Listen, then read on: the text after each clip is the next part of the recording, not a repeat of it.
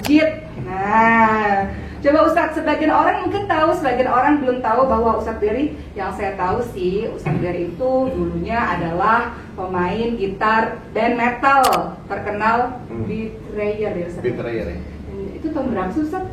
96, 97. Saya masih SD teman-teman sekalian. Ya. Engkau wanita surga, bak permata berharga, berbinar indah dalam kesucian jiwa. Akhirnya lagu itu viral, didengar semua orang di Indonesia, di Malaysia, di Thailand, di mana-mana orang tahu lagu itu, dan orang nggak tahu penyanyinya siapa. Karena saya nggak pernah tampil di TV, nggak pernah mau. 2011, 2012, 2013 lagu itu udah viral.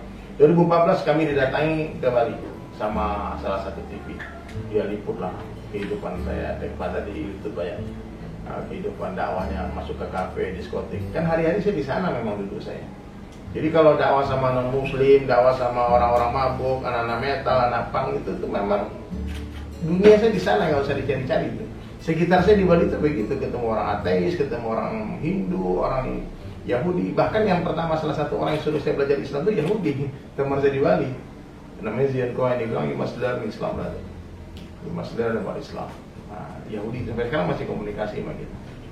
Jadi saya ada open mind dengan semua perbedaan-perbedaan itu. Nah, akhirnya kita dirayu-rayu lah sama teman-teman TV itu. Kamu di Jakarta aja bang. Apalagi waktu kita pernah 2013-14 itu kita ke Bandung ya, ke Bandung menyelesaikan lagu-lagu itu. 2015 pindah Jakarta. Bikinlah program di TV itu. Ada teman saya di sini, dia tinggal di dekat premiernya juga. Emerald ini. Pak Taufik namanya, di Trans 7. Bikin acara ngopi, ngobrol pakai iman. Barulah orang tahu dari Sulaiman penyanyi. Saya tuh nggak terbayang Ustaz, saya tuh bakal jadi penyanyi. Tapi emang alir takdir saya seperti itu, Allah mengalirnya seperti itu. Dan mulailah kerisauan itu muncul Ustaz. Kerisauan itu, saya nggak nyaman. Saya sudah khotbah Jumat, saya sudah khotbah Id, saya sudah banyak ngasih majelis-majelis tausiah di mana-mana, di undang-undang orang ceramah. Tiba-tiba saya disuruh nyanyi. Aduh, saya tuh nggak nyaman. Sampai saya aslinya memang meninggalkan musik ya Ustaz. Saya nggak suka, saya betul nggak perlu gitu loh. Kalau tidak ada musik-musik religi Islami, maka yang tersisa di dunia ini hanya musik-musik setan saja. Coba bayangkan Ustaz ya, pulang-pulang anak-anak dari sekolah dia nyanyi jorok-jorok. Kan alhamdulillah dengan adanya Habib Syekh, ya anak-anak ya anak-anak, adanya Maizin, akhirnya adanya Mas Opik, bikin lagu, akhirnya anak-anak kita lagu-lagu religi.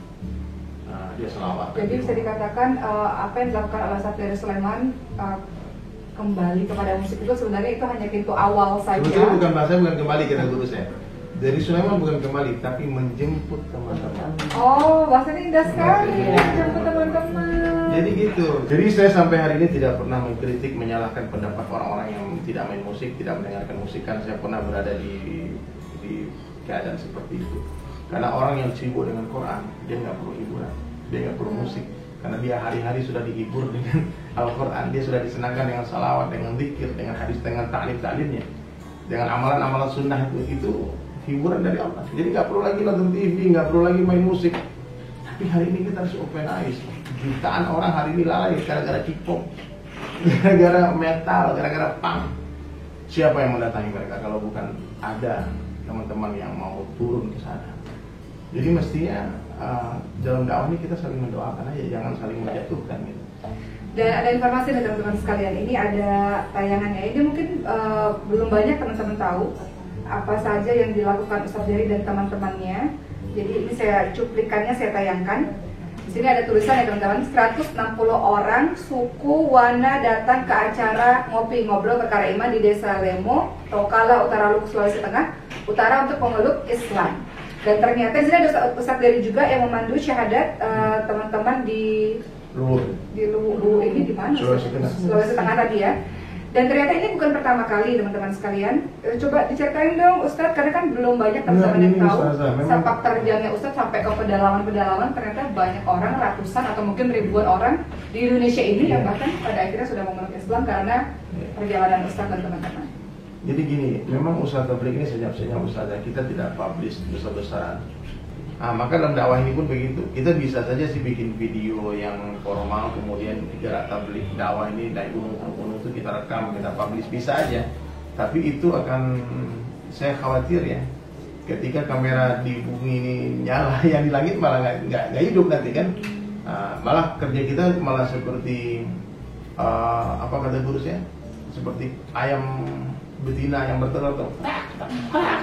Kalau itu telur cuma satunya yang keluar. Nah, dia bilang jadilah seperti penyu, senyap-senyap, diam-diam, tapi telurnya banyak gitu. Jadi kalau ustazah kapan-kapan nanti kawan-kawan dulu nanti di majelis di markas di Masjid Kebun Jeruk, setiap hari jamaah datang bercerita, alhamdulillah ada 500 orang masuk Islam, alhamdulillah ada kami datang ke sini satu kampung masuk Islam. Dan kemarin saya minta ucapan selamat dari ustazah kan di Maluku Utara, di Maluku, bukan Maluku Utara ya, Maluku ya. Di Pulau Buru, ya, kampung mualaf, satu kampung masuk Islam. Maka bahasanya satu orang ulama kita, guru kita, guru kita, Syekh Nuruddin Al-Banjari, dia almarhum, dia katakan jamaah tabligh kerjaan mereka itu mengangkat umat manusia dari jahanam, dari neraka ke pintu surga. Para ahli ilmu, ulama-ulama, orang-orang alim, tugas mereka mendorong mereka masuk surga. Jadi ini nggak bertentangan, ini semua kerjasama yang baik. Jadi benar-benar bisa ini nggak tertawa Ustaz dan teman-teman istilahnya mengajak orang-orang untuk kembali ke masjid atau untuk mengenal masjid. Nah, adapun kalau teman-teman mau belajar fikih atau belajar hadis, belajar tafsir, belajarlah kepada ulama yang memang ahli tafsir, ahli fikih seperti itu. Masya Allah. Fix, ya itulah.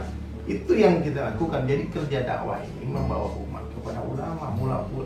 Jadi ulama nggak perlu khawatir. Masya Allah, itu tadi kita sudah mendengar penjelasan panjang dari Ustadz Dery.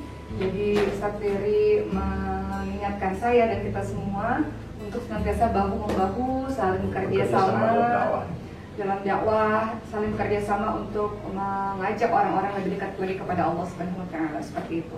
Nah, sekarang satu pertanyaan terakhir yang mohon maaf mau ditanyakan kepada Ustadz dan kepada Umi juga. Karena setiap orang pasti punya ujiannya masing-masing. Kalau tadi Ustadz Dery kita sudah dengar bagaimana ujian dakwah yang luar biasa, dan biasanya memang orang-orang yang berdakwah biasanya akan menerima ujian-ujian dakwah seperti itu. Tapi sekarang kita mau beralih kepada ujian pribadi. Bahwa setiap orang ada ujiannya masing-masing, seperti kalau teman-teman tahu ada salah seorang ustadz yang pernah saya wawancara juga. Beliau memiliki ujian dahsyat dalam keluarganya, anaknya terkena leukemia, kanker darah yang mungkin teman-teman nggak tahu. Nah, kalau Ustadz Dery dan juga Umi kita tahu bersama-sama karena pernah ditayangkan Ustadz di infotainment, pernah sempat beritanya sempat besar juga bahwa ada ujian berat juga dalam keluarga Ustadz Dery, yaitu salah seorang anak perempuannya akhirnya pergi dari rumah. Kalau Ustadz boleh menanggapi hal tersebut supaya teman-teman di luar juga paham. Teman-teman kan mungkin banyak juga ujian-ujiannya dan ternyata Ustadz Dery juga punya ujian yang seperti itu. Bagaimana menanggapi itu Ustadz? Iya, saya selalu cerita kepada orang-orang kalau orang bertanya. Itu membuktikan bahwa hidayah itu memang dalam genggaman Allah. Seorang ayah tak mampu meyakinkan anaknya. Seorang istri tak mampu meyakinkan suaminya, begitu juga sebaliknya. Bahkan Rasulullah SAW tak mampu meyakinkan pamannya. Saya pun sudah berikhtiar dari kecil, anak diajar agama, betul-betul dididik, udah umroh juga semuanya. Anak keluar rumah. Tiba-tiba aja kita nggak tahu apa yang terjadi, mungkin karena kelalaian saya juga sama mamanya untuk mengontrol kehidupan sosial medianya. Nah, jadi ini pelajaran ya buat teman-teman ya. Anak-anak ini jangan dikasih handphone sebetulnya.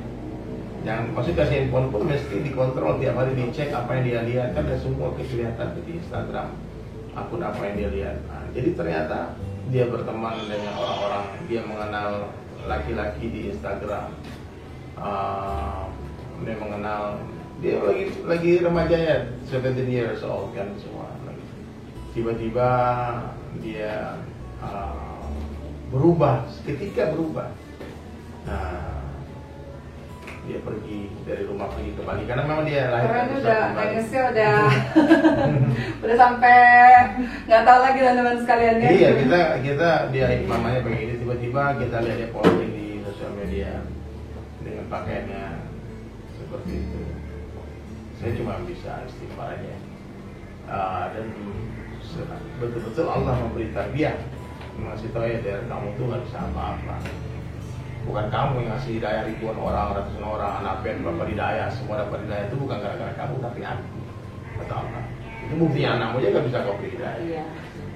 Jadi dan saya yakin anak ini akan kembali lagi.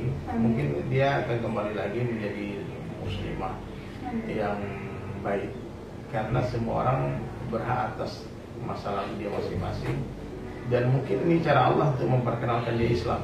Maka diperkenalkan dulu mungkin seperti ayahnya, seperti abi yang mamanya itu. Kita kan sempat gelap juga.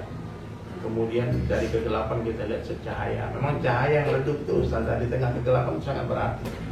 Nah, sekarang alhamdulillah kita lama lost kontak dengan Ica. Tiba-tiba sebulan 2 bulan yang lalu itulah dia hubungi lagi. Sekarang udah manja-manja lagi, udah minta duit lagi. Biasa kan nggak tahu dia kerja apa di mana, minta di Bali kan. Di Bali banyak teman-teman dia memang. Karena dia sekolah di Bali, lahir di Bali kan. Dan teman-temannya pada bule-bule semua kan. Jadi saya senang lah sekarang kita bisa chat lagi. Dulu nggak bisa akses, kita ketutup semua, sosmed di blok semua, ini di blok semua. Jadi kita lost aja, cuma bikin pasrah, ya Allah, ini anak perempuan loh, kalau bukan laki-laki mungkin nggak seberat ini ya, ini perempuan. Ini mudah-mudahan Allah hantarkan dia nanti seorang laki-laki yang soleh, yang berubah dia jadi orang baik. Terus sekarang dia malah dakwah sama kita loh. Oh iya. Dia bilang, Iya, nggak maksudnya dia bilang dia sholat kok. Masya Allah, Masya Allah. Dia masih Islam alhamdulillah. Sekarang mungkin dia pengen coba-coba, pengen melihat dunia. Dunianya kayak seperti kita dulu. Iya, mungkin nih karena kesalahan kita dulu juga kan, maka anak-anak jadi terinspirasi kan. Dulu kan Abi metal juga dulu gitu, masa aku nggak boleh gitu. Iya, dia selalu ngomong jadi mama dulu kan gitu juga, rock and roll juga. boleh gitu. Dan saya mau baca artikel yang terakhir pada hari ini. Ustadz Dery Sulaiman pecahkan rekor muri melukis 99 Asmaul Husna. Itu Ustadz, bagaimana bisa Itu mendapatkan kayaknya baru 2 minggu yang lalu. rekor itu? Jadi Ustadz Bobby Herwibowo dia punya pesantren Askar Kauni. Kemudian tim dia datang ke rumah ngasih tahu ada orang wakaf tanah di Jambi sama di Cisarua mau bangun pesantren. Saya bilang saya nggak ada duit, tapi saya ada ide gimana kalau kita bikin lukisan ini nanti kita jual hasilnya buat pesantren. Saya bilang terus, wah bagus juga itu. Tapi tolong saya siapin semua peralatannya, persiapannya semuanya. Terus ini nanti kita bikin rekor muri. Nanti lukisannya 100 lukisan 120 cm x 50 x 100, berarti itu 12 meter x 9. Itu belum pernah ada lukisan sebesar itu di Indonesia. Saya akan lukis lukisan itu dalam 1 hari, saya bilang. 1 hari. Mendengar 1 hari 100 lukisan, dibilang wah ini rekor muri nih, kata teman-teman dengan. Maka diteleponlah Muri, kata Muri belum ada orang yang buat ini. Bahkan di dunia pun belum ada orang yang bikin. Kalau dilaporkan ke Guinness Book pun dia akan catatkan ini sebagai rekor. 100 lukisan 1 hari? Ternyata 100 lukisan itu saya selesaikan 3 jam aja. Wow. Tapi gimana tuh Ustadz? Sembarangan Ya gitu apa? Ustazah, dia aja itu lukisan 100-nya terjual luar biasa. Haji, alhamdulillah lah orang udah daftar semua. Bahkan sebelum acara itu kita ada publish, orang dari Malaysia ada menteri. Dia lihat, oh saya booking 5 ya Ustaz, saya booking ada Putra Siregar, dia lihat bisa 3 bang. Gitu semua. Akhirnya alhamdulillah lah lukisan itu. Dan sekarang alhamdulillah saya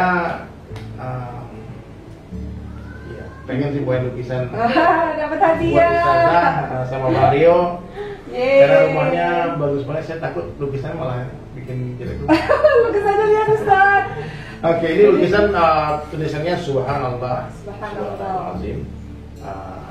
Bang Rio sini kan? Bukan sih bang, serah terima bang. Serah terima dari Mario. Oh lah, ini ya. Serah terima.